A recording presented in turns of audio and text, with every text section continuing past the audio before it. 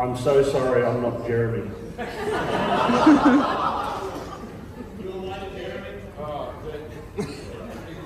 He's not allowed within 200 metres of a microphone. But if you buy him spirits, when the bar tab runs out, he'll tell you all the stories you need to know, even if you don't want to hear them. What a moment, what a day, what a time to be alive.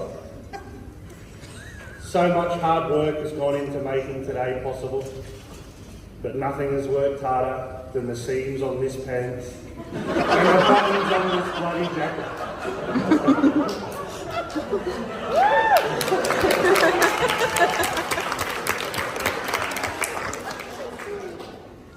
There's no better way to kick off this speech than with the way Tom and Sarah kicked off. Tom is in Melbourne. We've got no idea where Sarah is. It's the 20th of January 2022. It's 10:26 p.m. I receive a message from Tom. Sarah, teacher, lives in Griffin, owns her own house, follows the ABS on Instagram, find her on Facebook.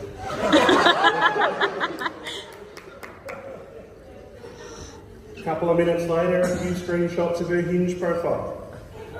We'll get along if you think nachos are a nutritious meal. The dorkiest thing about me is I willingly follow the Australian Bureau of Statistics on Instagram. Who doesn't love a bit of data? And my reply, I hope she isn't a primary teacher.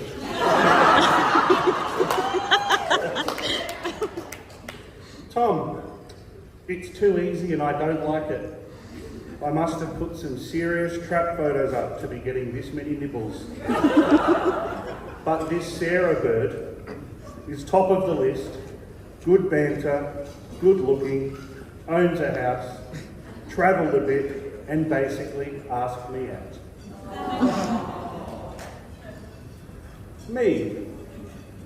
Looks right for you, mate. Worth trying at least. What a supportive mate I was. We fast forward a few more days, we get past Christmas.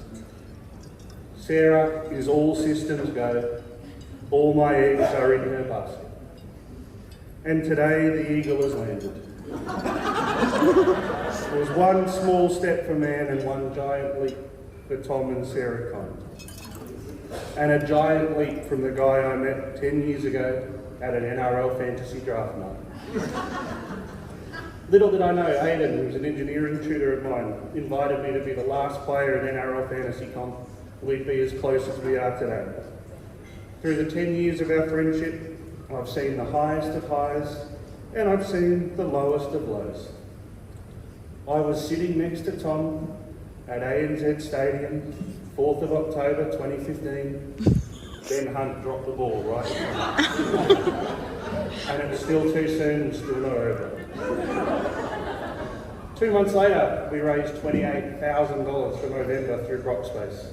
And Movember and Tom's charity work is something he's still very proud of.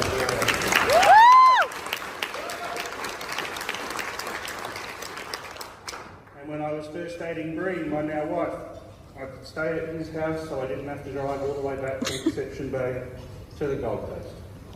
It didn't matter what time of day it was, didn't matter what he was up to, he was always available and always has been available for his closest friends and his closest mates. And they've all shared some nice words about you too. Kirsten, Brandon, was living with Tom when Sarah first arrived in their lives. He was Tom's first roommate when the Woodland Street bachelor pad was a thing. It was a bromance that only lasted a few months before Sarah arrived on the scene and poor Durston's living experience changed rapidly. No more cuddling on the couch watching the Broncos. No more feeding each other Guzman. More food in the fridge than leftover KFC, Pepsi Max and sweet chili fluid. It didn't take long before Sarah was there 7 nights a week. The lounge and TV, unusable, uninhabitable. There's just a few metres behind where the poor bloke's sitting. Weird sounds coming out of that room at all times of the day and night. But it's alright, it's okay. Sarah was self-aware and empathetic.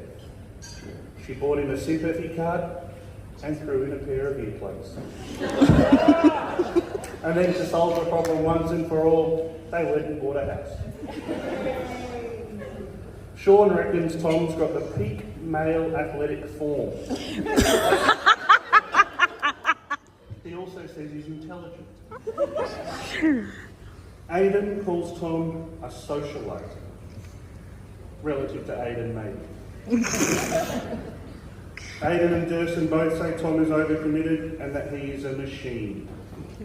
He's always up and about, never gets enough sleep, especially in the last couple of weeks. And it must be due to the effects of that whole box of no-dos he chewed on. Going to an under-18 disco with Jeremy. It still hasn't worn off, has it, mate? But there is the odd moment when he's slow and inactive. When you're sitting in the car out the front of his house, waiting to pick him up for the activity that was his idea. But among all the stories the boys shared, there's 5 words that we all use to describe Tom, and there was one word that came from pretty much all of us, and that was the word family. Tom is a family man through and through. Whether or not that's the OG Wilkinsons, the Curtys, the Queensland Acton Association, the NRL Fantasy League family, he takes it to another level beyond friendship that even Dominic Toretto would be proud of. And that's what makes Tom a really special bloke.